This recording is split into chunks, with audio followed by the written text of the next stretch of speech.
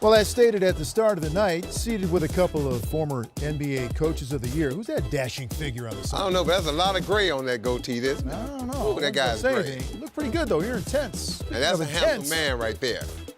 Look at the czar going to work out there. See, I like that. You're able to accept some advice as well. Dante Jones helping me out. Yeah. Helping you out, trying to get you straight there. Dante always had advice for me. You always got one on your team, don't you? Dante always wanted to help out.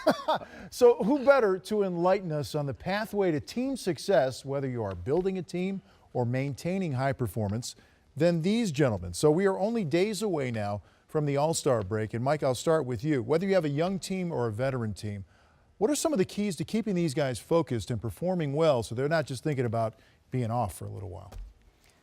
I always felt that I dealt with 4 times during the course of the year whereby you could steal games. And I would try to sell them on the idea that one was coming out of the gates, out of the chute. If you have a veteran nucleus coming back, they already know the sets, they know the defense, they have the options to the plays. If they're in decent shape, they're going to steal some games because they've been together, played together, they know what they're doing. Secondly, it was the 10 days right before All-Star break because some of the teams go on vacation early. They're so mentally fatigued and so beat up, they can't wait for that All-Star break. So I would impress upon them, this is the time we can make up some games and win some extra games. Third, coming back from the All-Star break. A lot of teams don't come back from the All-Star break. Hangover they there. stay out there and they're mentally not ready and their injuries aren't back yet. So you can steal a couple there. And then down the stretch, the last 10 days, 12 days of the regular season, some guys have already gone home on vacation. You can grab some games there. Coach, when they start shipping them cars home, that's right. As a coach, you know you're in trouble. Pick it up. Hey, them last 2 weeks, the guys are shipping cars home, you know you're in trouble. But it's interesting, Sam, and just to pick up on what Mike was saying before we get to you, and you're talking about learning to win, it really is a matter of keeping guys on track. That's 24/7 job. Is it? You know what coaching is? And Coach will tell you, it's salesman. You got to sell these guys. He used the right word. I try to sell these guys on these 4 things. You got to paint a picture for these guys. You got to give them a vision, and then you got to walk them through the process, and that's how you get it done. And it's every day reminding these guys, pushing them, challenging them, trying to keep them focused because the season is a grind for the coach. You know it is for the players. All right, let's get to what I said you were going to talk about here, and that is that expression we hear, learning to win, okay? Teaching teams how to win. Sam, you're fresh out of this because you had that young Minnesota Timberwolves team, so talented, but yet and still they need a direction. They need to all be going in the same direction. How did you get them started? Well, first of all, when you got young guys, I try to remind them that they're already winners. All these guys from high school, AAU, college, they've won. So when they come to the NBA, it's all about learning.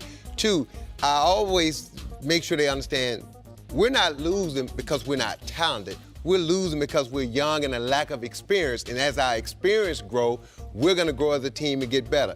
3, learning and developing mental toughness. Bill Musselman used to say to us all the time, if you're a mentally tough basketball team, you can win games, those tough games, not give in, not give up. And then 4th and then last, your basketball aptitude will eventually catch up with your athleticism. And what I mean by that is when you have a young team, they're young, they're athletic, they can do a lot of things, but as they catch up mentally and learn how to play the game mentally, and then it coincides with their athleticism, that's when you start winning basketball games. So it's just constant reinforcement and letting these guys understand.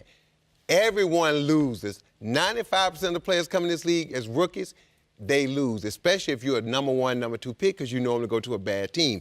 But it's not because of talent. It's because of learning and experience. And once you gain those with reps and minutes, then the winner's going to take care of itself. You know, Sam, just to wrap this up, it was interesting because I watched you on video, and then I saw you on that graphic that we had, and now I see you here. It looks like 3 different guys. Are you a secret agent? Is this a cover? Are you working for the government? Well, you know, there was times when I thought I was a little CIA agent, man, or something. You know, look, you can drop me off right now in Columbus, Georgia, and I can find out what's going on. but I'm not going to some of them other places. That's all. Is that really you? You're really Sam Mitchell right now, right? Absolutely, okay, right now, until you drop me in Columbus, Georgia. You see, you don't hear me saying other places overseas, right?